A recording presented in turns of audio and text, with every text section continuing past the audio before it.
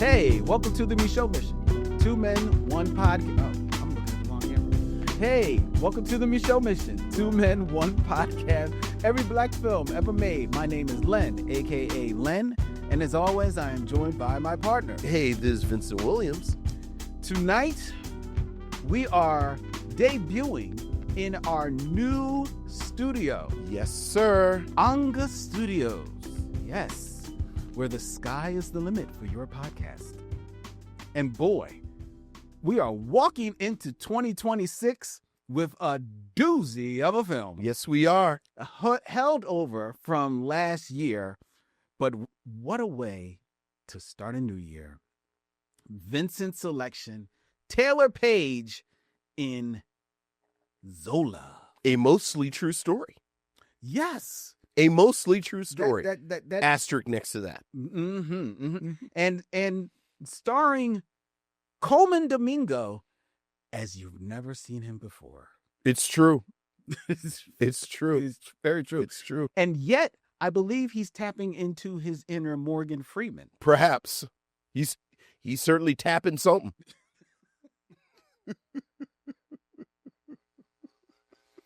Oh, boy. Oh, boy. That's coming your way tonight here on the Micheaux Mission, premiering on YouTube at the same time as our audio podcast drops, the same time the shorts drop. We're moving everything to Thursdays, ladies and gentlemen. Yes, sir. And, it feels good. Vincent, how are you doing? I'm doing well. I am doing well. Happy New Year. How was the new year for you coming in and or going out of 2025 and coming into 2026? It was very chill. Very nice. I enjoyed it because it was chill. I stayed home. As the Patreon members know, but some of the other listeners may not know, Anga Studios is my studio. Yes, it is. It is my home studio. So FUBU, baby, FUBU. Yes. That would actually be FUBU. Yeah, I guess FUBU. But that's for you, by you. No, for us, by us. Yeah, but this is for me. Right. I mean, so this is FMBM. Right. That's what it is. I was trying to figure out the initial. Sure. But yeah, so I spent the holidays, with family, but I actually spent a lot of time just getting in the studio together. And it's a beautiful space. Well, not for nothing, and I take pride in how it looks, and thank you very much. And you should. But every time I was doing something, like laying like rugs down, I was painting the walls, choosing the furniture, there was only one thought going through my mind. And that was? Okay. What will Vincent say? Sure. About what I'm doing here. Yeah. Because, I recognize, if nobody else recognizes, that you, in your sartorial charm, you bring the panache to the mission. Oh, yeah, the panache bringer. That's what they call me. Vince's, the Latin root actually is panache bringer. So I knew that I had to have an aesthetic that complemented you. Sure, absolutely. And look at it. Without even planning it. Yeah. You are I'm brilliantly. Look, it's like I've always been home. I came in and I like to put my foot up, and I said, "Lynn, can I put my foot on?" I didn't want to put my foot on anything and disrespect the studio. So let the record show I asked permission before I put my foot up. Yeah, it's fantastic. Yeah. I love it. Oh, thank you. Yeah. Thank you. Well, let's get into the show. All right. Let's get into the show, which, hey, it's 2026, but what is old is new. We're starting with your emails, or as we like to call them, missives from the missionaries. So what else is going on, Lynn? We have emails, Vincent. Ooh, missives from the missionaries. Ooh.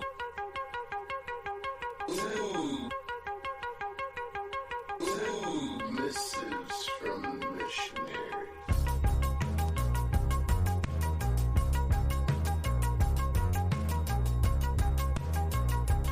Mrs. from the Missionaries, Vincent, we have an email from Nicole Court. Hey, Nicole. Happy New Year. Hello, Len, Vincent, Missionaries. A week or two ago, you guys were discussing black rom-com queens, and Sanaa Lathan was mentioned. Yes. You both gave an idea of a video essay to talk about why black women should deserve to be in rom-coms that are not traumatic. Mm-hmm. And Hollywood as a whole not seeing black women as bankable leading love interests.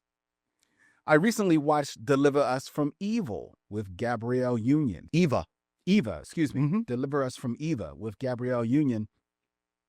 And she was so stunning and beautiful in that film. Very rarely do we see women of Gabrielle's complexion being leads in rom-coms. A hot take is that Gabrielle Union should have been our rom-com queen. Just a thought. Happy holidays to each and every one of you, Nicole. Yeah, we actually reviewed Deliver Us from Eva during our Shakespeare month because Yeah. it is a very loose retelling of The Taming of the Shrew. Mm-hmm. And we said similar comments to what Gabrielle, what what's Court Nicole's? says Yeah. about Gabrielle Union being a rom-com queen. And if I remember correctly, she gets to be a little funny. Yeah, she gets a little bit, She gets to be- like physical humor. Physical in there. humor. She's funny. If anything, I think LL Cool J is the weak link of that film. Absolutely. Yeah, but I 100. You know, we are longtime fans of Gabrielle Union, Yeah. and I think she's right. She has that perfect toolbox to be in rom-coms Mm-hmm. because, you know, obviously she's beautiful. She's a really good actress, but she's also funny and Very funny. and charming, Yes. which I think, unfortunately, women generally aren't allowed to be charming. Mm-hmm. And I think Gabrielle Union is charming. So yeah, 100%. Yeah. Yeah. I was thinking about that, you know how we love, you, Anika Noni Rhodes, and I go on about Nia Long and everything like that. And Nia Long, more than Anika, like really had that space all into herself. Yeah. The rom-coms in like the 80s, even into the 90s. Yeah. Which kind of bridged the window for somebody like Gabrielle Union, Sanaa Lathan, even though they came a little bit after Nia Long, kind of like pop, but they really never had the lane unto themselves. And I thought that Gabrielle Union, much like our dear Tisha Campbell and Tachina Arnold, was someone who, if they had put together a package that really celebrated her comedic chops and let her run with it, I think she would have crushed it. Oh yeah. What was the cable show that she had? Oh, Being Mary Jane. Being Mary Jane. Loved Being Mary Jane. Mm-hmm. Yeah. Yeah. And I'm glad that she had that. Mm-hmm. I'm glad Me she too. had that moment. I'm glad she had that moment. But thank you, Nicole, for that email. Thank you, Nicole. All right, we got one. Wait, I thought there was Court. Well, Nicole Court. Courtney. Okay. All right. We have one more email, Vincent, and this Okay. is from Michael Lockett. Hey, what's up, Michael? Happy New Year, brothers and my fellow missionaries. I hope you are both recharged and full of hope for what dreams may come. Have either of you ever seen that film? Is that the Robin Williams, Cuba Gooding Jr. film? Maybe. I feel like that's that movie. What's the? Are you pulling it up? Yeah, I'm going to pull it up. You know, it's certainly a name I recognize, and I feel like it came out during that period Yes. where you just sort of went to the movies. Yeah. What's the plot of that? Robin Williams plays Chris Nielsen, a man who dies in a car accident. Right. And then he's guided through the afterlife by his spirit guide, Albert, played by Cuba Gooding Jr. Yeah. I remember seeing it. I have absolutely no memory of it. I remember, I know I saw it. I believe there's a moment in the film where they more or less walk into like a painting Mm-hmm. that I remember visually. It was like, oh, that's interesting. That's Yeah. nicely done. But I don't remember anything else about the movie. You know, it's ironic. We were just talking about Gabrielle Union not getting opportunities. It seemed like there was like this 10-year period where like every 18 months, Robin Williams would be in a movie. Yeah, he did a lot of work. And 85% of them were immediately forgettable. Well, was his filmography that big? I mean, I felt like he was always like this film. When's the last time you even thought about what dreams may come? When I read this email. Right. But I felt like it was always... Okay, so, all right, so that's definitely one of his like lesser... for every Good Morning Vietnam, I felt like it was always like 4 or 5 movies where Robin Williams was in it, and then it was just like, it was gone. I don't know. I mean, he had a... Let's take some time and look at the filmography of one Robin Williams, dearly departed Robin Williams. Like, what are the great Robin Williams films? Well, he's got a lot of great films. I mean, a lot? Oh. What do you got? The Dead Poets Society, Good Morning Vietnam, Aladdin. Yeah. Are we going to call The Birdcage a Robin Williams film? Yeah. I mean, there's an ensemble, but he's the lead. He's number 1 on the call sheet. I think people have fondness for Hook, but Hook isn't that good.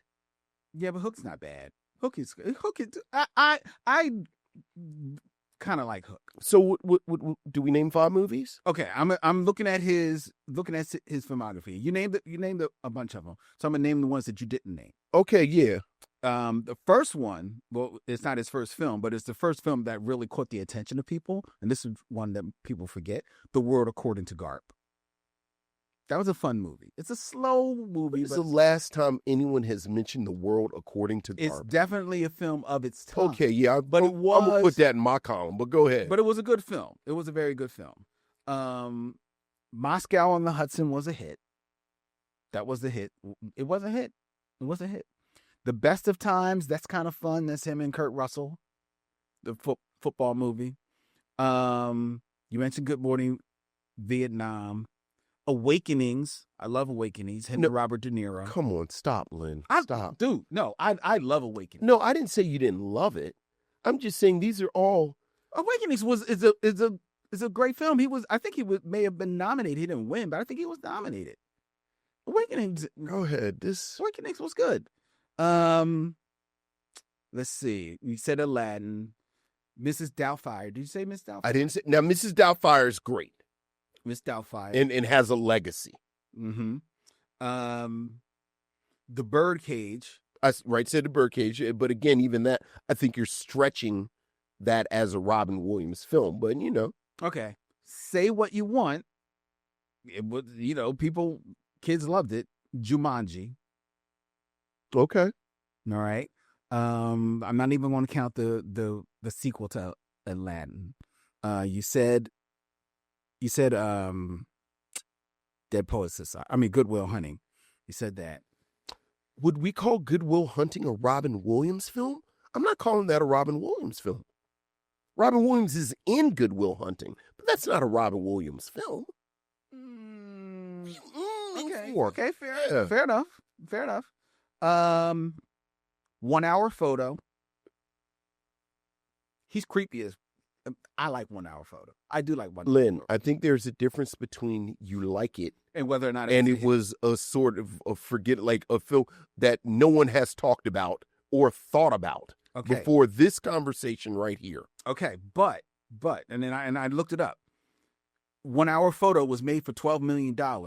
It made $52 million. Lynn, it was a hit. I didn't say it didn't make money. I am saying it has. So you're talking about it has slipped away, and there's a 50% chance this isn't streaming.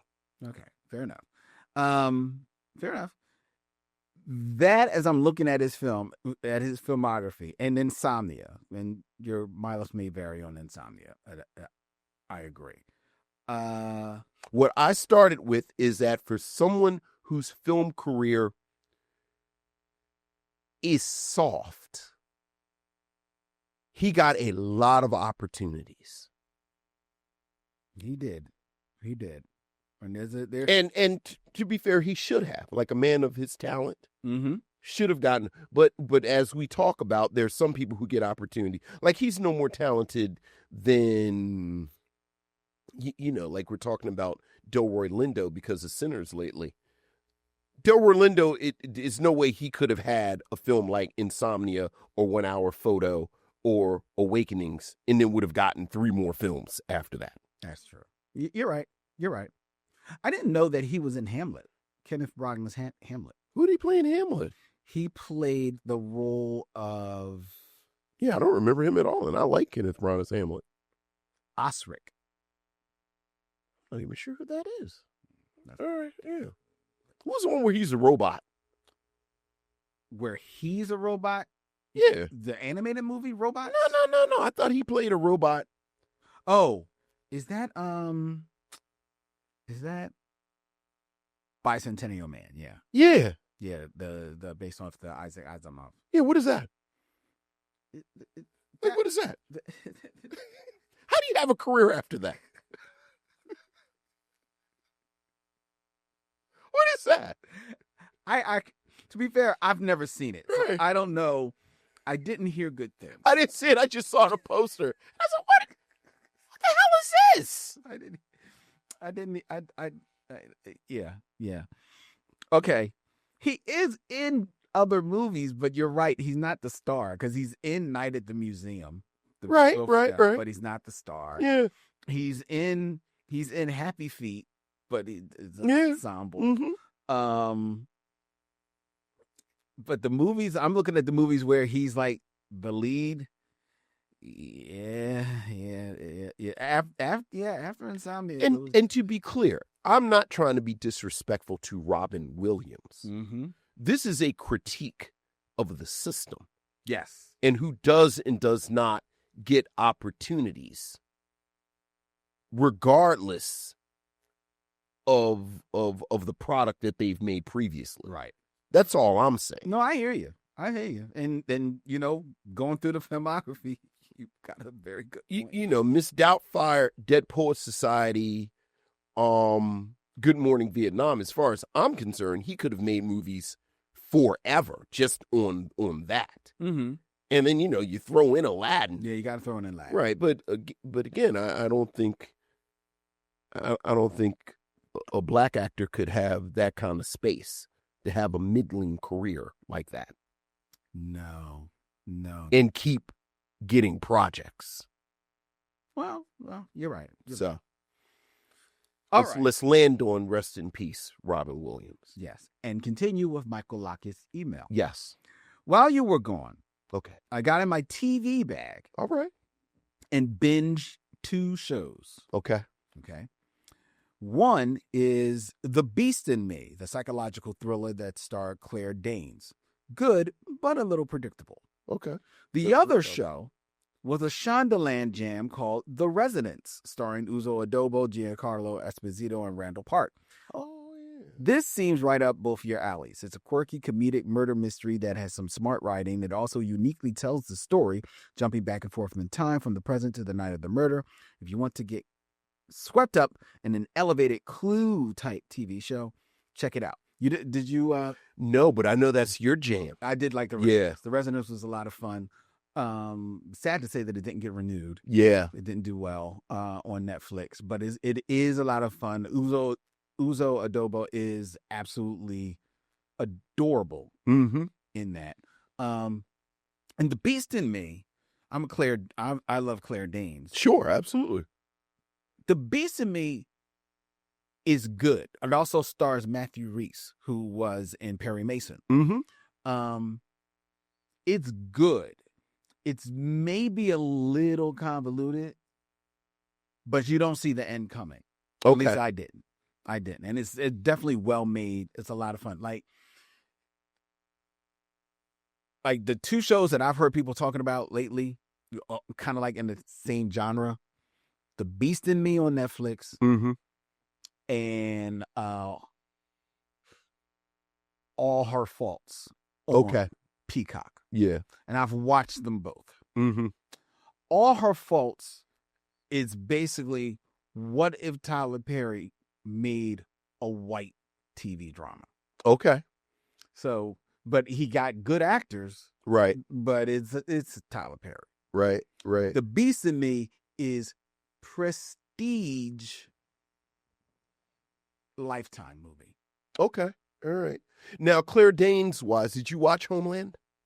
I watched the first couple of seasons, yeah. I loved Homeland. I mean, it crawled up its ass Mhm. after like the second or third season. Yeah, that's why I stopped. But it had maybe the best first episode of a show Oh, yeah. that I've seen in years. Yeah.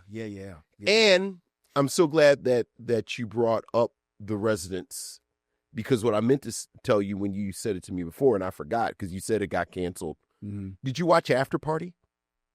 I did watch After Party. Oh, After well, Party that's was a lot too of bad. fun. After Party. So, Michael, if you like The Residents, watch After Party on Apple TV. It is the second best thing Tiffany Haddish has done after the OG. Yeah. Was it? The last OG. Was there 2 seasons? There were 2 seasons. 2 seasons of After Party. Yeah. And they're both good. They're both very good. Yeah. Both a lot of fun. And I'll be honest, they're better than The Residents. The Okay. Residents is good, but they're better than Yeah, the After Party is fantastic. Yeah, it's a lot of fun. Michael Lockett continues. Michael Lockett continues. Since it was the holidays, I gassed up the Wayback Machine and was road tripping. The first stop was Fear of a Black Hat. Okay. I thought I had seen this when it came out, but soon realized I was thinking of, CB4, of course, which we still haven't done. I know. This was a level up from CB4 and still wasn't groundbreaking. Mm-hmm. This time period was ripe to mockumentalize the rap industry. Fear of the Black Hat barely did a better job than CB4. This is Spinal Tap set the bar high for this genre. Mm-hmm. Indeed, it did. And look, hey, since we're giving out recommendations, Mm-hmm. here's the recommendations for all of you out there. Don't watch This Is Spinal Tap 2. I've not heard one good thing about it. Oh, boy. I did not. I made it 20 minutes Mm-hmm. because I said, I got to give them 20 minutes. No. You know my hot take? This is Spinal Tap is not as good as you think it is. Oh, I love This Is Spinal Tap. That's why it's my hot take. Everybody loves This is Spinal Tap. I don't think This is Spinal Tap is as good as everyone says it is. Okay. I think it's okay.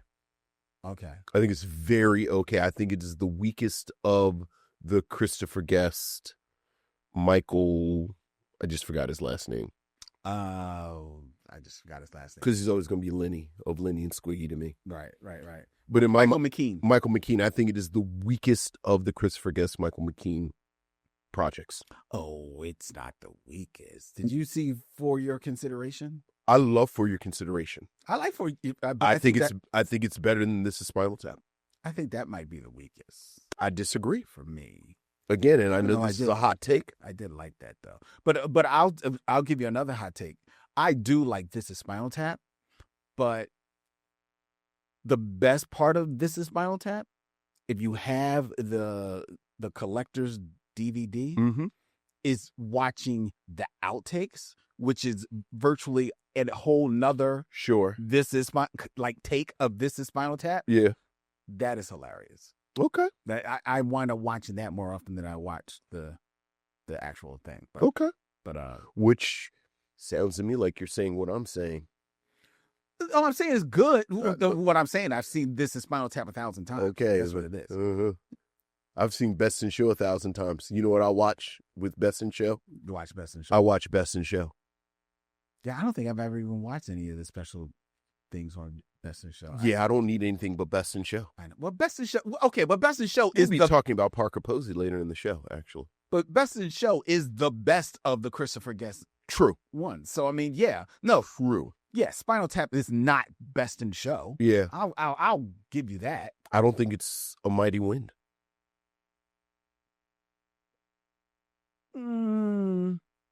Okay, what's the one where they're putting on the play? That is Waiting for Guffman. Yeah. I don't think it's Waiting for Guffman. Yeah, okay. Because Waiting for Guffman leaves me a little cold.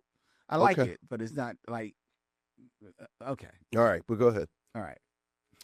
I haven't seen Lynn in 2 weeks. Trust me, we're just doing the show to get to really catch up. Right. But anyway, Michael continues. The next way back stop was with you two as you did She's Gotta Have It. You two did an amazing job covering such an amazing film. There are so many jewels from this film that I still keep making it feel fresh. The score, the black and white, the play with the fourth wall, and perhaps the most fully formed female character in any of Spike Lee's work. I agree. I stop and watch this film when it's on, not that it's on that much. Question. She's Gotta Have It, the movie. She's Gotta Have It, the series. Yes. Which? Oh, the movie. Okay. Oh my God, yes, the movie. All right. Cool. Yeah, I think the series is. We talked about it when the series was on. I think the irony is the worst thing about the series is that Spike Lee is too involved in it. Mm-hmm. Like Nola Darling in the series, who's supposed to be late 20s, early 30s. She sounds like a 60-something-year-old black man. Mm-hmm. Mm-hmm. Yeah, we're documented. Like I think we said at the time, if Spike Lee was thinking right, he'd have just produced it. Yeah, and let like Issa Rae and Misha Green and some sisters whose names we don't know do the thing. Yeah. Oh, but the film, yeah. Michael has a quick question. Mm-hmm. I think this is going to be an easy answer. As a debut feature film, She's Gotta Have It was otherworldly. Are there any debut black director features that you two would put in the rarefied air of She's Gotta Have It? I mean, immediately, Medicine for Melancholy. You know, I'm always going Medicine for Melancholy. Mm-hmm. Yeah. Yeah. Barry, I just drew a... Barry Jenkins. Barry Jenkins. Oh, absolutely. Absolutely. And I will see your Medicine for Melancholy, and I will raise you Pariah by D-Rez. Yeah, the only thing about that is D-Rez hasn't done anything since. Well, not in features. She's that's been, I mean like the beginning TV. of a Pariah's fan, Little Horses. Misha Green, that's Misha Green, isn't it? Yeah. Yeah. And I'm looking up D-Rez because I thought she's done a couple of things. I mean, I thought that was her only feature. No, because she did Bessie and she did Mudbound. She did do Mudbound. I thought Bessie was on HBO. Okay, but yeah, Mudbound is Pariah. Yeah. Uh-huh. And you know what? Get Out. Right, that was his day. It was so assured. It doesn't feel like a debut, right? Like surely this was like his 10th film, right. But you know what? What's another one? And I want to make sure that this is actually their debut before I speak on it. Ryan Lane, Rain Allen Miller. Yeah, but again, I don't think she's done anything since. Okay, but that was 2023. Yeah. I mean, it takes time. But yeah, obviously, right, yeah. Yeah, so but to think that, just speaking about Rain Allen Miller right now, mm-hmm. and in 2023, her debut, I think, can sit very proudly next to Medicine for Melancholy. Yes. She's Gotta Have It. Yeah. And Pariah, 3 outstanding feature debuts. I agree. So God bless her. All right. But good question, Michael. Good question, Michael. Good email. Thank you.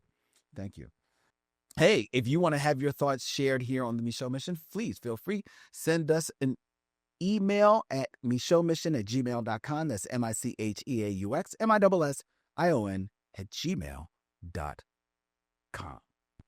And if you want to support the show and you want to help keep the lights on here, mm-hmm. then why don't you become a patron at Patreon, where you can catch 3 exclusive podcasts by the Micheaux Mission just for our Patreons membership. All of that proceeds goes to helping us put forth the show, have the studio, other initiatives that we do. We really appreciate all of the support. Go to patreon.com/Micheaux Mission. It's just $5. One tier. That's all. $5, a cup of coffee. So you spend more than that at the coffee shop. You sure do. You sure do. But please. And if you can't, that's fine. Then just tell a friend. Tell one person. Tell one person about the show, where they can catch us, wherever they look at podcasts, on YouTube, Apple, Spotify, it doesn't matter. Just tell one person about the show. And when they do, when they check us out, and when you check us out, please give us a 5-star rating and a review, because that helps people find the show. All right. And for all of you on YouTube, I know, because I look at things, I look at analytics. I know that all of you people that are listening to our shorts and watching all of our videos, you're having a good time. But you're not subscribing. Subscribe. Hit the bell. That's all. It helps us. It does help. Trust me. It makes YouTube see us. We want to put one of them big YouTube plaques here saying that we got X thousand members. Yes. So help us out. Thank you. Thank you. All right. Now it is time for the Game of Kings, Vincent. First round of the Game of Kings in 2026. That's very true. 6 Degrees of D'Urville Martin. That's the key. Why, you would be surprised what a person can do with just a sense of touch and a sense of sound.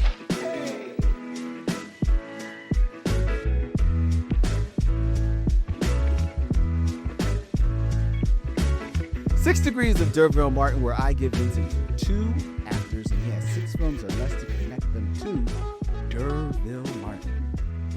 Vincent. Yes. Keeping it in theme, we are going to be reviewing from 2020 Taylour Paige in Zola. Yes, we are. So, I have for you 2 actors whose names begin with Z. Ah. Okay. Starting with, in 6 films or less, connect D'Urville Martin to Zach Galifianakis. Zach Galifianakis. I mean, obviously, I'm going to the Hangover films. Mm-hmm. Is he in anything else? Yes, he's in plenty of other things. What other movie is he in that you may have seen? That perhaps I have seen. He's in The Hangover 2. No. I know the Hangover films. Let's see. All right. Do you want one that he was in live action, or because he does a lot of voice work too? Give me something live action. He was in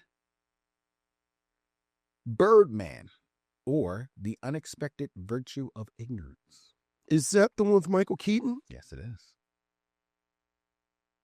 I'll use Birdman. Okay. Because that'll give us a chance to talk a little bit about Batman.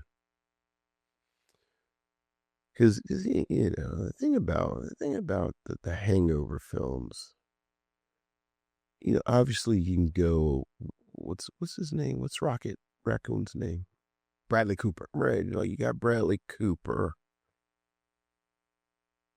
I mean, there's a lot in the. Ed Helms is in the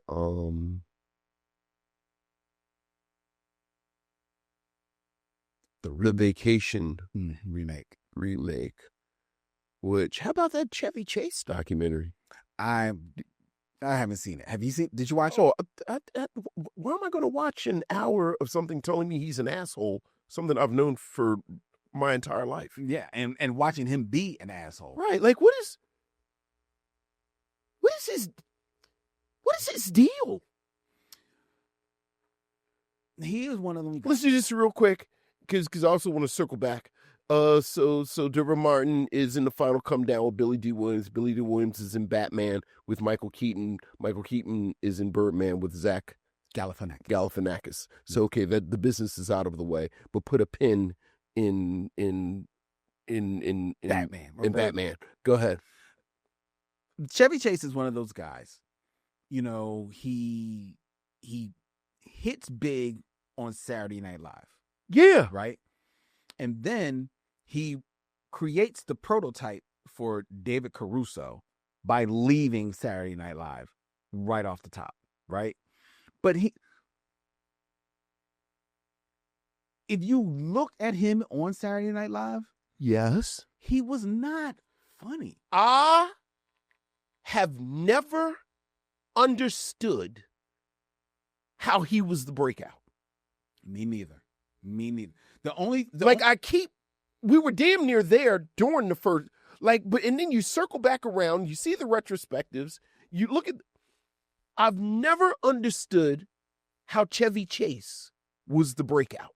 I mean, somebody called him, and he went running. Now, some people would say, "Hey, you're going to take your shot. You're going to take your shot," but no, I don't understand why he got the call out. Okay. Like, how do you walk past John Belushi and Dan Aykroyd? Bill Murray's not there yet. Mm-hmm. Garrett Morris, okay, racism. Mm-hmm. But how do you walk past Dan Aykroyd and John Belushi to get to Chevy Chase? No one has ever sufficiently explained to me how he got to tap. I think it's wrong-headed, but I can see what we're talking about, 75, 76? Yeah. 1975, 76. So looking at that lineup. Right, that first cast. That first cast. Yeah. Chevy, and looking at the guys. Yes.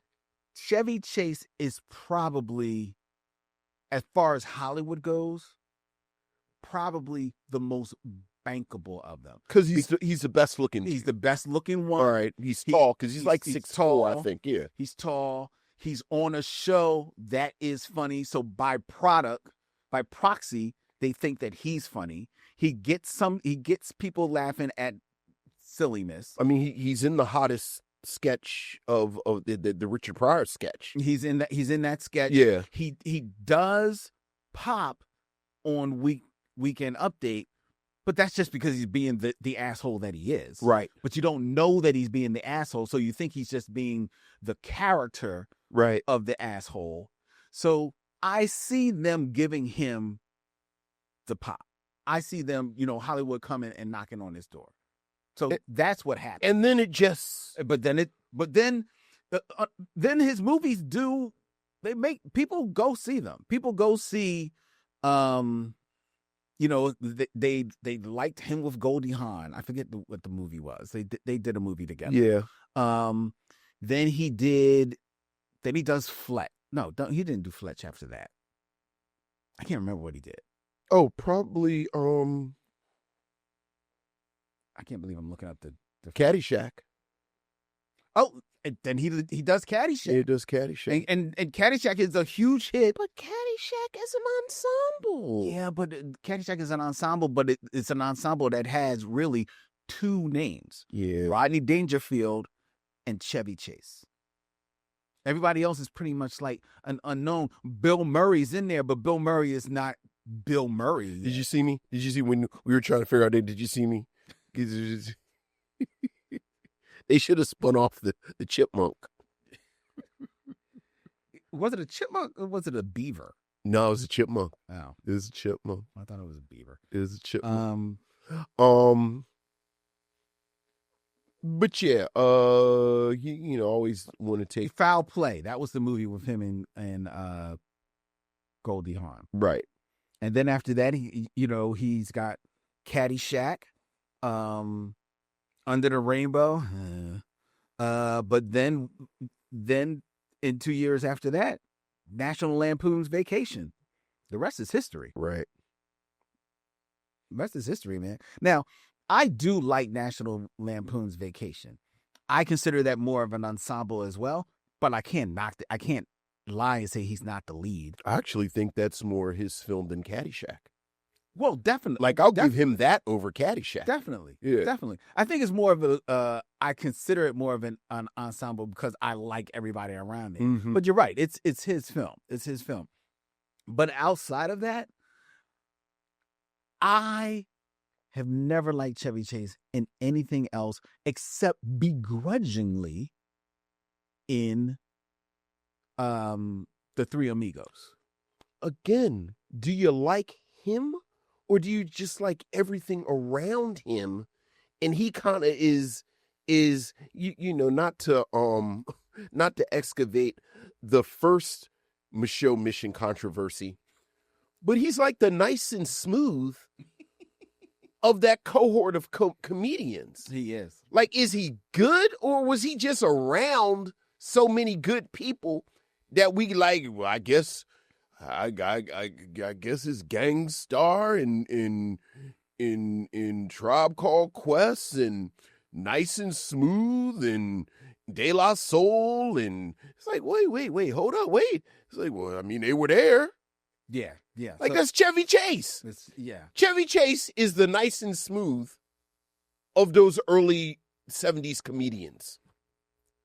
See. New studio, new year. See, you know what? It is a new studio, and fuck you.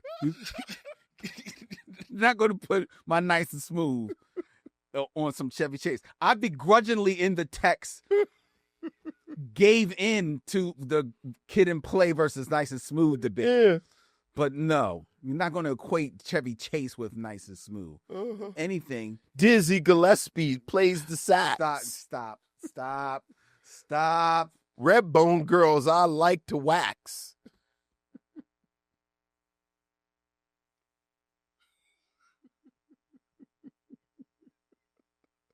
They were there.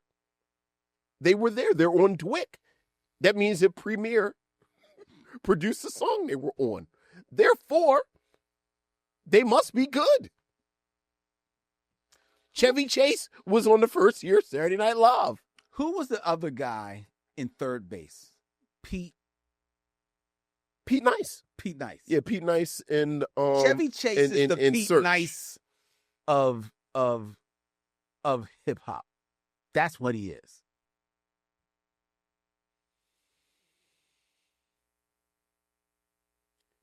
Pete Nice is a better MC than Nice or Smooth.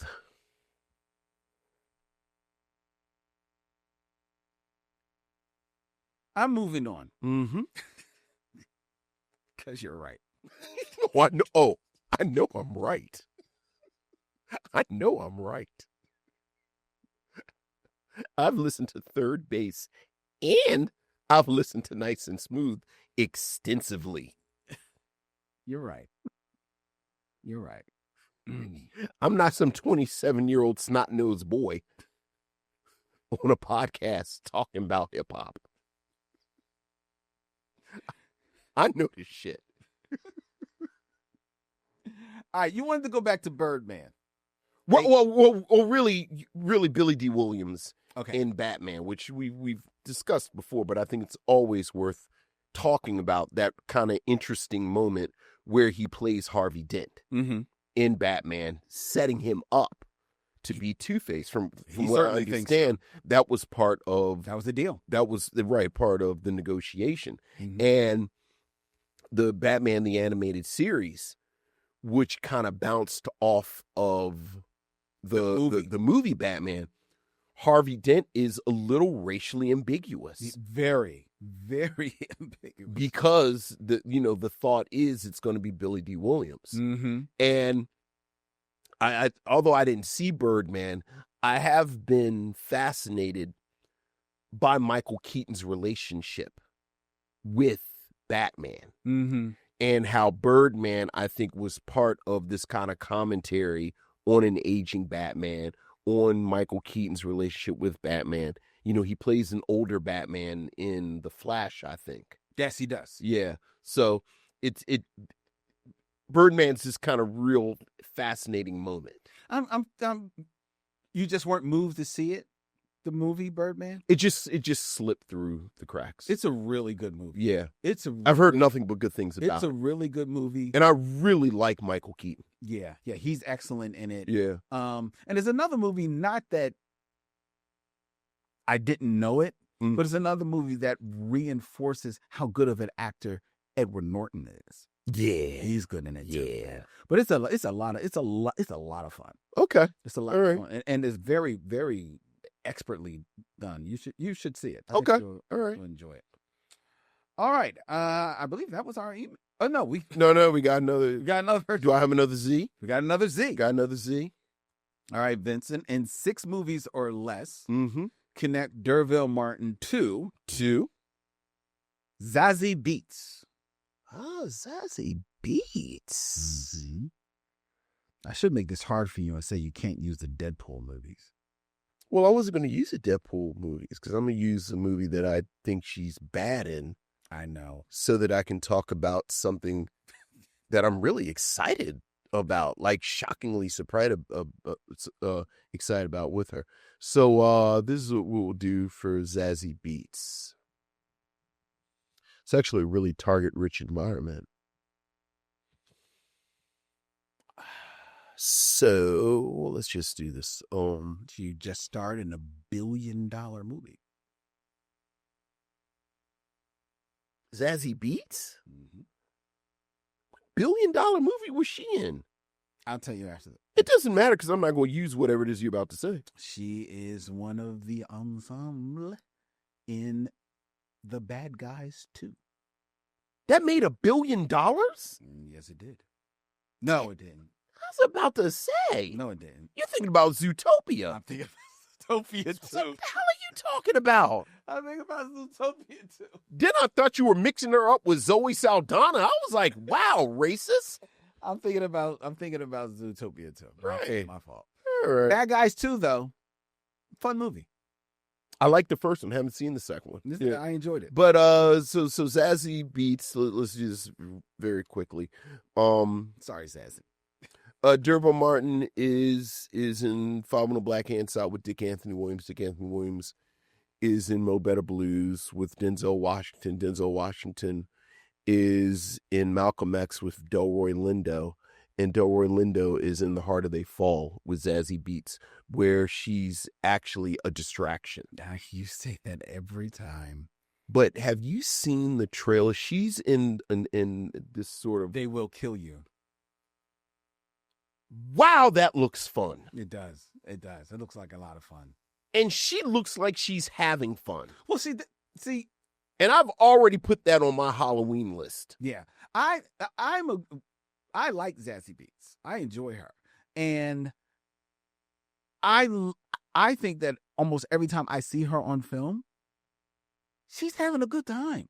Like, to me, she's one of the best parts of Joker. I still haven't seen it. Oh, you didn't see the first one? Not in, yeah. Okay. Well, she's one of the best things in there. Mm-hmm. Of course, Atlanta, where everybody, I think, is having a good time. Mm-hmm. Although I think she's the weakest part of Atlanta. In her defense, though, it's... In her defense, she's up against Brian Tyree Henry and Lakeith Stanfield and Donald Glover. So, Glover, she had having a good time in the bad guy films 1 and 2. I forgot she was in it. She's fine in Deadpool. Like, she's fine. She's fine. She's fine. I think honestly fine. But she's fine, and I think she's having fun in Deadpool. I honestly think that in Deadpool, for my money, I would have liked to have seen a darker black woman in that role, but that's just me. But I enjoyed Zazie Beetz, but I'm looking forward to They Will Kill You. I am too. The trailer too. looks so much fun. I am too. It looks like a bar. I am too. It looks like a bar. But that's how you get to Zazie Beetz. Well done, Vincent. All right. Well done. All right. All right. Now we really going to do some Z's. Oh, yeah. The Z's are coming. Mm-hmm. It is now time for us to review 2020's Zola. Zola, or stylized as Act Zola, is a 2020 American black comedy crime film directed by Janissa Bravo and co-written by Bravo and Jeremy O. Harris. It is based on a viral Twitter thread from 2015 by Azia Zola King and the resulting Rolling Stone article, Zola Tells All, the real story behind the greatest stripper saga ever tweeted by David Kushner, starring Taylour Paige, Riley Keough, Nicholas Braun, and Coleman Domingo. The film follows a part-time stripper who is convinced by her new friend to go on a road trip to Tampa, Florida to earn money dancing, only to get in over her head. This film held over from 2025, but brought to you as our first film in 2026 was Vincent's selection for this stop on the Micheaux Mission in our new studios of Anga Studios. Vincent, what say you of Zola? I think Zola is a film that had an amazing challenge just from the onset, because it was based on this amazing cultural phenomenon, which was this Twitter thread. Do you remember this? Do you remember this happening? I remember the story of it. I didn't follow the thread, but I remember the story. I am not on Twitter like that. I wasn't on Twitter like that. Like, you can basically guess what I do on Twitter. Like, it's a couple of music critics I follow. It's a couple of comic book stuff, dudes I follow. It's some Black history stuff I follow. But I remember this sort of emergence of this story. Yeah. Where people were like, you got to check this out. You got to do this. You got to this. And I remember that moment refreshing Zola's Twitter to get the next installment. So that this is a movie that from the onset has to try and match the energy of this amazingly organic moment. And I think for the most part, it does a good job establishing itself as its own thing. And that is because there are a lot of good pieces in here. As you mentioned, this is a film that was directed and written by Janissa Bravo. And Bravo, I think, makes a lot of really smart moves putting this together. As you mentioned, Zola is this woman, she's a part-time stripper, dancer, whatever euphemism you want to use, and is kind of pulled into this plot with the character Stephanie, played by Raleigh Keough, goes on this road trip to make money. Things sort of spiral out of control. And one of the moves that I think the script and Bravo make very evident is that Zola is by definition an unreliable narrator. Yeah. Like, from the very beginning, that this story that you're hearing, you cannot take it at face value. And the script establishes Zola as somebody who breaks the fourth wall, who goes back in time, who gives certain details about things that happen that don't happen. And throughout the film, there are these wonderful moments that lets you know this is a narrative that shifts and moves. There's a wonderful moment where the character Stephanie takes over, and she has a moment to tell her side of the story, her viewpoint of the story. Zola goes in and out. Again, she'll break the fourth wall and speak directly to the audience, talk about things. There's a wonderful moment. Like there's this wonderful moment where we follow Zola, and there's a moment where Zola and Coleman Domingo's character, who I'll just call X, because as Zola says, I don't learn his name for 48 hours. Yeah. The two of them go out on a balcony and have a conversation, but the camera stays inside. Yeah. So with the microphones, we never hear what they discuss. Nope. It's not brought up again. This is not a plot point. This is just a moment that Zola is not letting you have. There's a moment towards the end where Zola disassociates and then comes back in the midst of violence. So I thought that was a really, really smart move by the script and the direction to let you know this is not a straight ahead narrative. I think the film and the direction does a really good job of capturing a very specific type of, and excuse me, I know stripper is one of these terms that is sort of fraught. Like some people like exotic dancers, some people like dancers, some people like stripper. I'm going to say stripper just to keep it moving. I think there is a very specific type of stripper experience from my experience. I think, you know, I'm not a stripper dude. What's a stripper? Like dudes that love, I'm not a strip club dude. Okay. Not like oh, Saturday night, we're going to the strip. Right. Like there are people that love strip clubs. It's never been my thing. They got good food. Well, I've always heard this. This is too much baby oil and sweat and is really too moist for me to be eating in strip clubs. But I always hear people talk about strip clubs. But you know, I've had two friends who manage strippers, and please don't ask me any follow-up questions about what manage means. And I'll wait for the email. And I have a good friend who, you know, rest in peace, was security at a strip. So I've actually spent more time than you'd think at strip clubs. Mm-hmm. And my experience has always been they're not really that sexy. The experience. The experience, yeah. Like there's a sleaze. Mm-hmm. There's a veneer of desperation. Yep. And I think this film does a great job capturing that. Like the vast majority of the film is oversaturated. Mm-hmm. So you get the sense that A, this is not normal. B, again, there's a sleaziness to it. Mm-hmm. Just the way the film looks.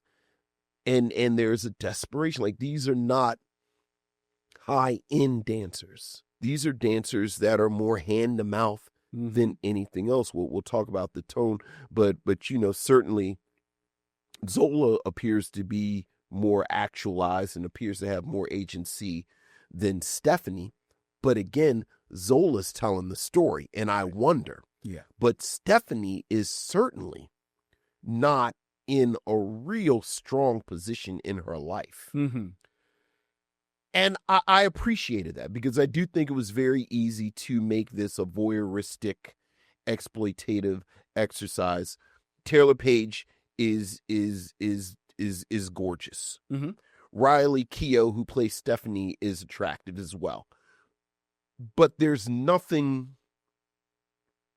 sort of pornographic about it. No.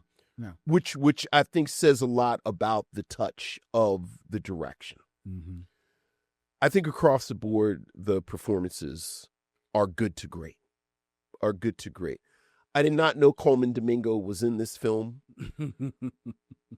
But Colman Domingo immediately lets you know. And this is a fairly early role in our sort of public, our public acceptance of Colman Domingo as this great actor. Like 2015, I think is fairly early. But this is 2020. I'm sorry, 2020. Right, 2015 is when it happened. But he is a great presence as X. Yeah. The pimp / manager / whatever. And you understand how someone is pulled in with this character. You understand how someone like Stephanie falls under this person's power. Yeah. He is charming. He is funny. Mm-hmm. He is menacing. Oh, yeah. Oftentimes at the same time. Yep. I think the scenes between Colman Domingo and Taylour Paige are absolutely explosive. Yep. Including the one that we don't know what they were saying. Including the one where we don't know what they're saying. Riley Keough, I am not familiar with her. But I am very much going to look out for Riley Keough. Like the only thing that I really know her from, she was one of the brides in Mad Max Fury Road. Oh, okay. Yeah. But besides that, but she is good. Yeah. She is very good. And as someone who is the product of Zola's imagination, I thought Riley Keough really embodied this woman who is half con artist, Mm-hmm. half victim, half innocent, half someone who suffers from low self-esteem, Mm-hmm. half spicy. Like, it's a lot of different halves. Yeah. Yeah. And then holding it together is someone who I've had great affection for many years. Taylour Paige. Is Taylour Paige. And this is a perfect role for Taylour Paige.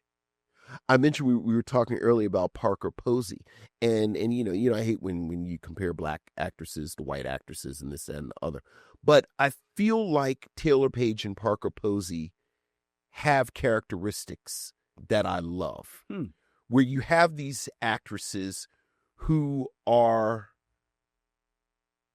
infinitely smarter than everybody else on the screen, like just infinitely smarter. Mm-hmm.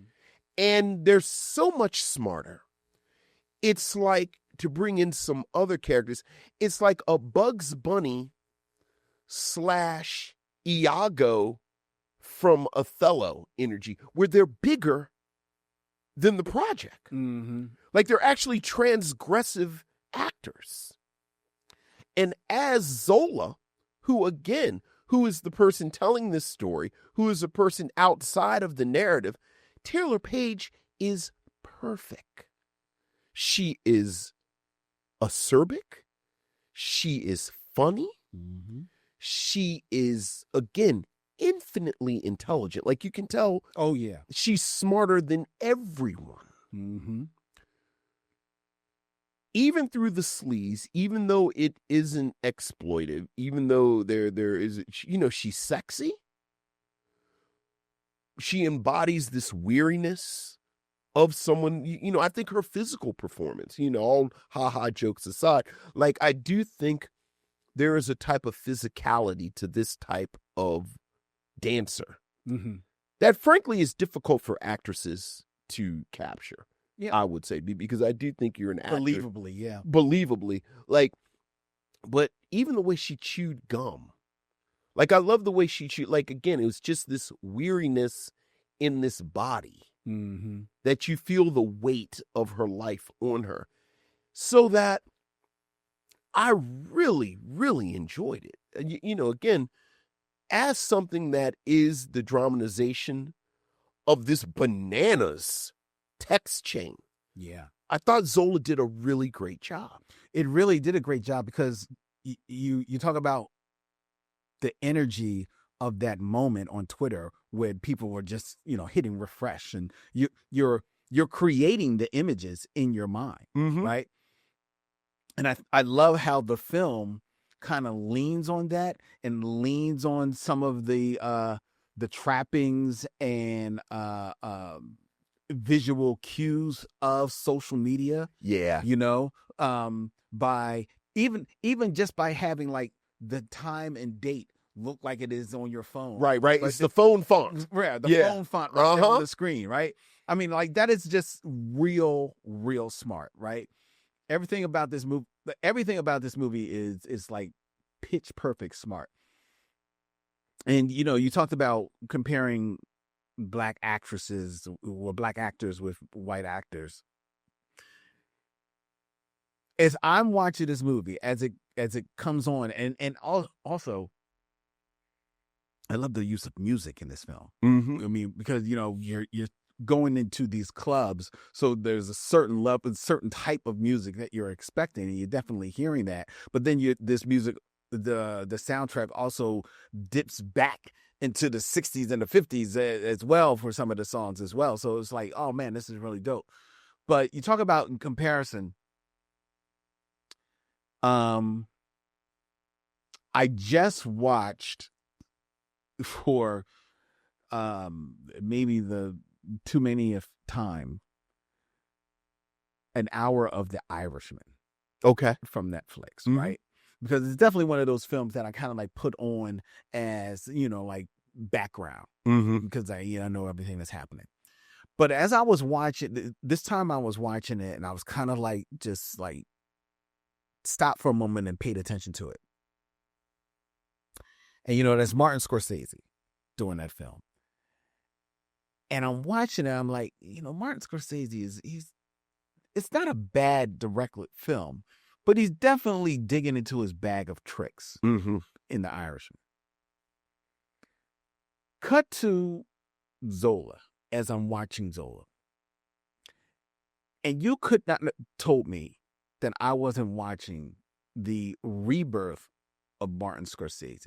Because Martin Scorsese is really smart about the stories that he wants to tell. He creating the world in which he wants to tell these stories, whether or not they're 70s New York, whether or not they're old school Hollywood and The Aviator. He's really good about creating the world. Janisa Bravo creates this world that feels so lived in. Yeah. Like you talk about like this is set in the world of strippers or exotic dancers. Yeah. But and because it's set in that world, there's a certain level of, let's put it out there, nudity and sexuality that it's going to be, you're expecting to be on the screen. Mm-hmm. And it is there. But it never feels gratuitous. No, not at all. It honestly feels like it is giving honor to these dancers. It's not being exploitative about their bodies. It's showing off. Look at the lines on these women. Look at these performances. Look at the athleticism. Yeah, sure. That is on screen. And not for nothing, you talk about the weariness that they all wear in this. Yet despite that, look at them. All right, but let's get together. Let's come together. Like they have a prayer meeting. Yeah. In the middle of this. It's such a great detail. It's such a great detail because it is real. Because like you, I have spent more than my fair share of time than people might expect in those clubs. I have a friend that was security. Yeah. At a club. Right. I have, known a few of the dancers. I have one of my dear friends who, because of the rules, I don't know if the rules are the same now, but the rules at the time, women could not be unescorted into such clubs. So I had to go so that she could go to the club, so she could have her fun. So I know that veneer. I know that you walking in and it's and in your finer clubs, the sleeves is all the same, but in your finer clubs, it just wears maybe a little thinner. Mm-hmm. So you feel like these clubs that were on screen, maybe, it was a little thin sleeves, but it was there. But there was also still the sisterhood, right, on present there as well. But Zola starts the film, Taylour Paige starts the film saying that this is going to be a story that is going to keep you on your toes. Yeah, oh yeah. And this movie keeps you on your toes. Oh yeah. This is like, it's not a heist film, and yet it feels like a heist film. Right. And I'm there, not sure of what's happening, what's going on. But it's also funny as hell. Like that whole prayers meeting where I talked about, that's funny. But there's a moment where Zola is on the stage dancing. And this white man is going out of his mind for her. walks up to her with some money in his hand, laces her with the money, and then, with all the reverence and sincerity that white man can muster, says, "You look like Whoopi Goldberg." You look like Whoopi Goldberg. You look like Whoopi Goldberg. He meant that. He meant all of that. Oh, yeah. From his toes, dog. Mhm. I mean, this movie is so inventive. It's so funny. And you know, for all the nudity, there is still tasteful. It's still tasteful about how it shows the white woman, the black figure, the woman figure. I'm going to push back against. I mean, how are we defining nude? I mean, there are butt cheeks. There are no nipples. Yeah, but to be fair, there's male nudity. There's a fair amount of male nudity. All right, there's male nudity. There's a lot of male nudity. But you would think a film about, again, like you said, the gratuity Mm-hmm. is just not there. No, the gratuity is Yeah. not there. Well, okay. I will say I don't think it's gratuitous, but there are some, camera shots that are up shots Sure. of women's Sure. behinds Sure. that some people might look like Sure. the camera didn't need to be. I'm just saying, for a film about two strippers, Mm-hmm. you actually don't see either one of them naked. No, fully. No, you don't. Yeah. You don't. You Like just- there suggestions are to that. lots of butt cheeks. Yes. But even then, they technically are not nude. even then, they're basically wearing thongs or G-strings. Yes. Now the penises. Well, yeah. There's Yeah. but even there's that, a montage of penises. But even that kind of subverts It your does. expectations. It does, and it's smartly so. Yeah. And did you watch Succession? No. HBO show? Mm-mm. Man, look, Vincent, you are missing a good time because Succession, which stars Nicholas Braun, who plays Derek, and He's another really, really good performance. he might as well have just stepped out of Succession because he decidedly is the comedic part Mhm. of Succession, even though Yeah. there's a couple others. But here he is so hilarious. Yeah. But so authentic, so real. Everything about this is so smartly done that I got to tell you, when you pick this film, and knowing about the Twitter story, but not knowing just off the title that this was about it Mm-hmm. until, seeing it, I was like, okay, what are we watching? I'd never lead you wrong, Lynn. This movie was so much fun that I cannot. I watched this movie thinking about how many people, like specific people, I want to tell them about, yeah. watch this film Yeah. because I think they will really love this film. This movie was so much fun, man. Yeah. This was so much fun, and good on Taylour Paige. When we reviewed her in Gene of the Joneses, Mm-hmm. we were like, yo, she needs to be doing more work. Yeah. She needs to be doing more work. This is 2020.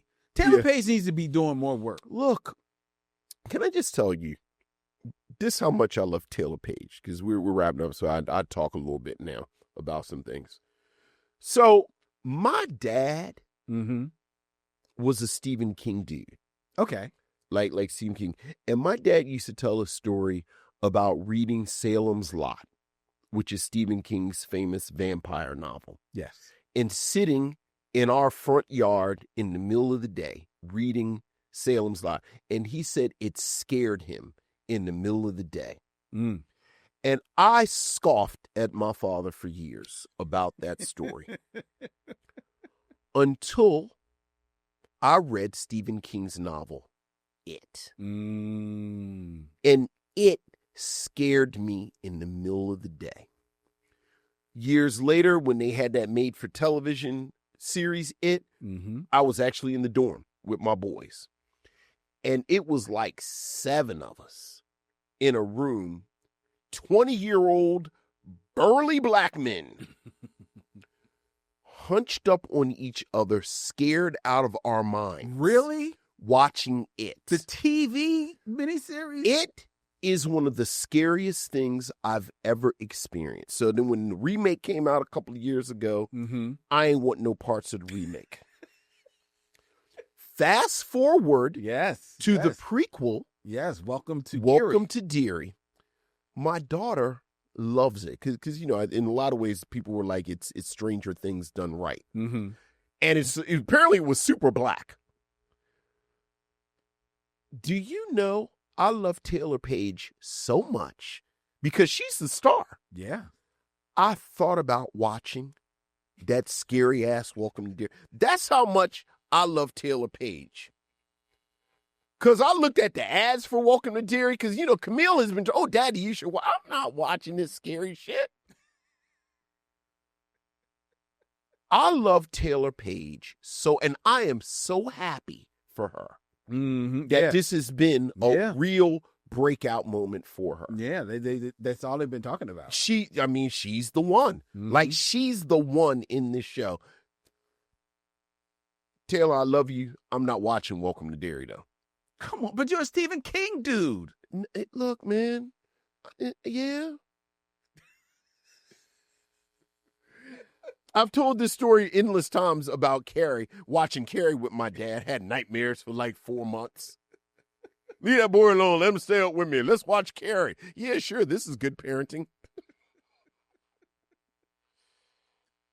I mean, hell, I'm 8. Why not? Sit down and watch it with Camille. I'm not watching Welcome to Deary, but I am super happy for Taylour Paige. Super happy. Yeah, I'm happy for it too. I'm happy for it too. And this is another feather in her cap. So would you recommend that people see Zola? I absolutely would. And yourself? Absolutely. Actually, watching this film that is set in the world of, exotic dancers has now pushed Players Ball. Is that the movie, The Players Ball? Yeah.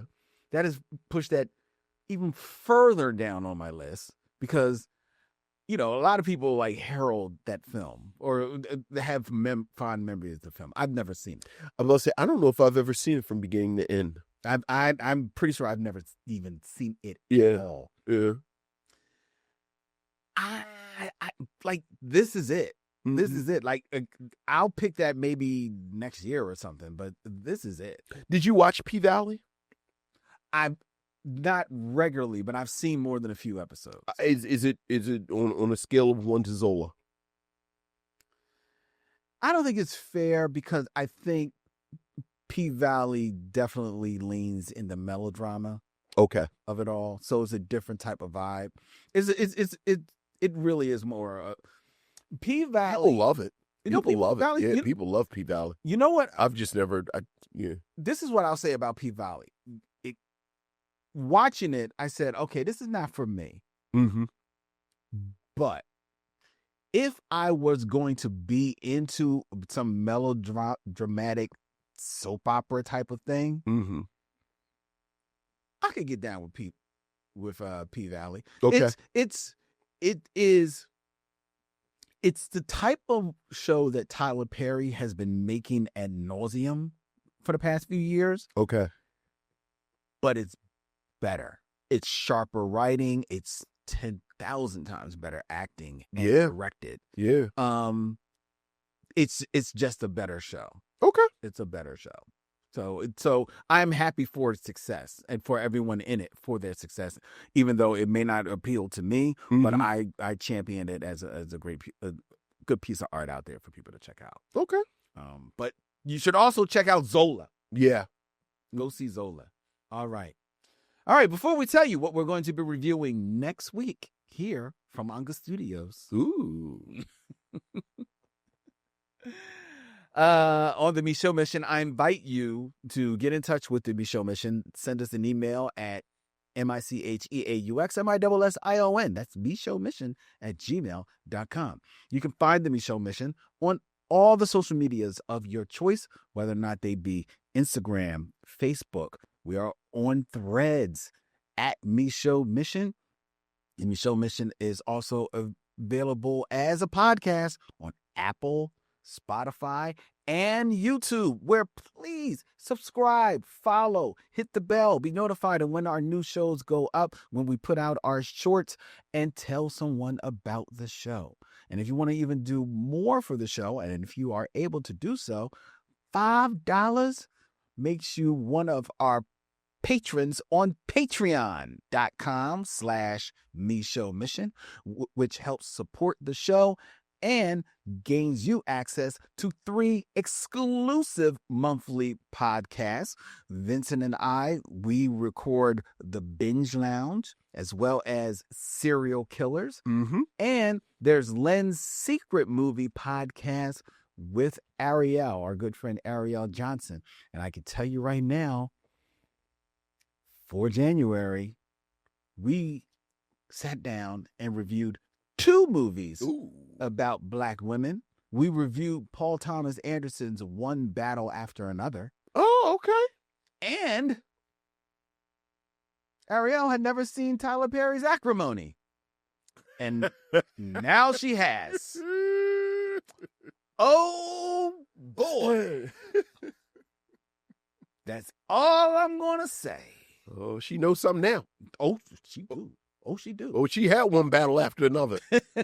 She did. We actually had quite a battle on the show. On the show, check it out. Patreon.com. Micheaux Mission, just $5 get you access. All right. Next week here on the Micheaux Mission is my turn. It is. And I don't even know what we're doing. What we doing? You know what? I had to figure it out, but I recognize that it had been a long time since I dug deep into the crates. Okay. So I Lynn Webb, Segregation Theater. You know what? The hell with you. So I went deep, Vincent. Uh-huh. Oh, boy, yes. I started in the 60s. But I said, you know what? It's not far enough. That's not far enough. 'Cause some theaters were letting Negroes use the front door in the 60s. Yes, they were. Like, no, that's too easy. Mm-hmm. So I said, let's see what's happening in the 50s. All right. Side door for you, Smokey. Nah, that's not far enough. That's not far enough. So I landed at 1949. Come on in the back door, darky, and sit up in the balcony.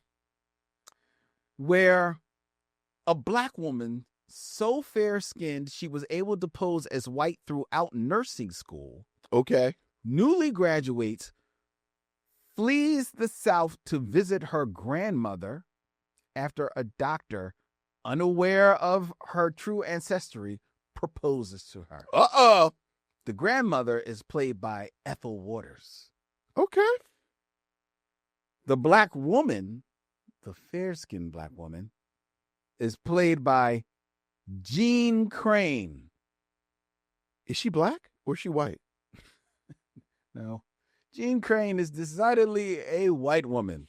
Oh. In 1949's Pinky. Oh, very nice. Next week, Very nice. here on the Micheaux Mission. Until then, You know what? Shit, let's just do it.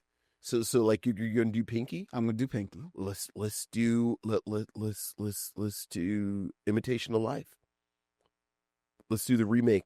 Okay, because we haven't done the Because remake. we haven't done the So I see your Pinky, and I'll do Imitation of Life the week after that. Okay. Well, if we're doing this, then what are we going to end the month with? You should do Players Ball.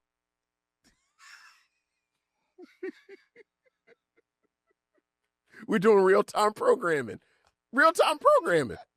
We start with Zola. We have two passing movies with white actresses, and then we end with another stripper movie. Man, with Players Ball. You do end with Players Ball. All right, All maybe right. so. Now y'all know. Real-time programming. Are you not entertained? Are you not entertained? 2026 Missionaries. Somebody's going to write us an email. Y'all should do this every month. Just plan it out every month. Plan it out. On.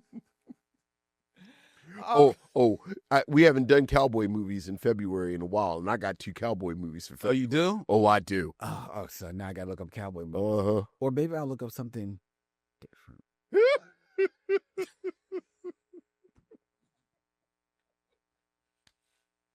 Oh, we're having too much fun. Yeah. All right. That's it. Until next week, he's Vincent, I'm Len, and in parting, we say, We'll see you when it's time to meet again.